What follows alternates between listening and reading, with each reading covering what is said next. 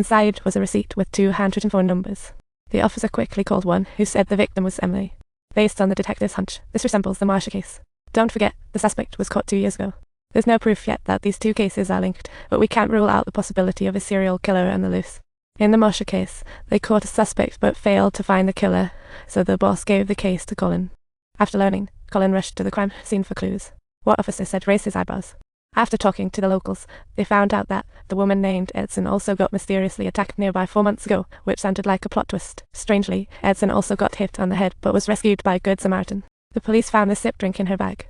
The cops suspected the killer sipped this drink, but they were delayed due to short staffing when requesting the lab analysis. To this day, they haven't tested the drink bottle for the killer's DNA. To find out quickly if the 2 cases are related, Colin had to push the lab folks for an instant analysis. If they find DNA, maybe they'd catch the suspect in the database, but the truth never comes easy. Colin then dropped by the coroner's office. The examination showed the square-shaped head wound was likely caused by some special hammer.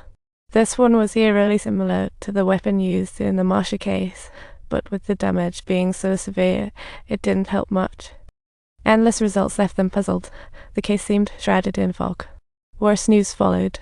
While handling Edson's case, the cops found out the lab had actually lost that drink bottle, which means they couldn't test for the killer's DNA yet another key lead went up in smoke.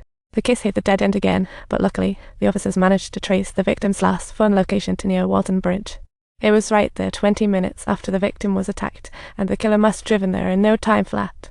Colin zoomed over to the signal tower near Walton Bridge and thought if the killer wanted to ditch the phone here, they'd better toss it into the river. So, he set up a search team to comb the river. After hours of searching, they didn't find the phone, but guess what? They found the victim's keys and wallet in the river, proving the killer was definitely there. If the killer needed to drive to Walton in 20 minutes, they definitely had to go through some back roads. Colin and team had to check the nearby surveillance. They might find a suspicious vehicle in there.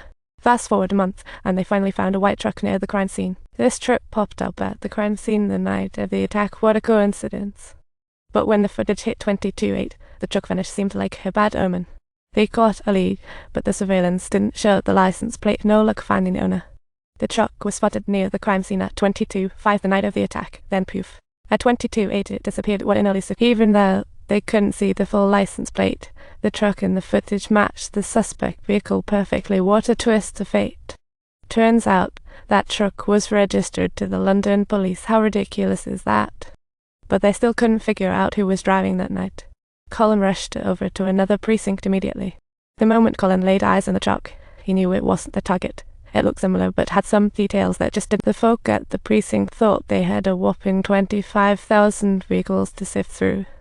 With such a massive workload, the officers clearly couldn't find any useful leads in a short time. After a whole month, the vehicle checks still made zero progress. Left with no choice, Colin had to return to square one and retrace the key points of the case, and while sifting through witness statements, one caught his attention. A lady mentioned in her statement that her ex-husband Livy had a strong dislike for women, especially blondes.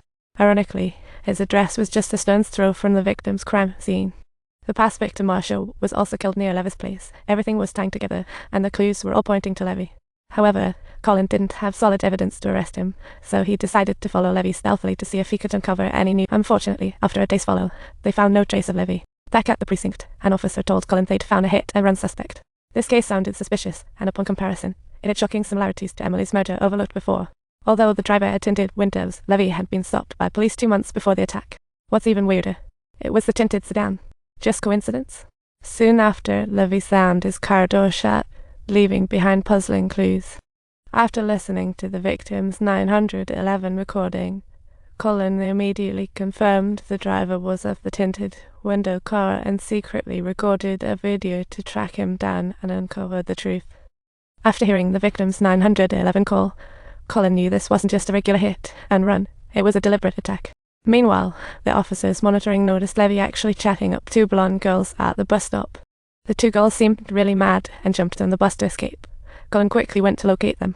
According to the girls, Levy harassed them verbally at the bus stop and offered them a ride. The victims were attacked after bus rides, leading Colin to deduce the bus stop was the killer's hunting ground. At the same time, the police found the black sedan that Levy once sold, and it belonged to one of his co-workers. According to the co-worker, Levy always drove mysteriously, especially during the chaotic time right after the girls were Alright, if you enjoyed this story, don't forget to subscribe.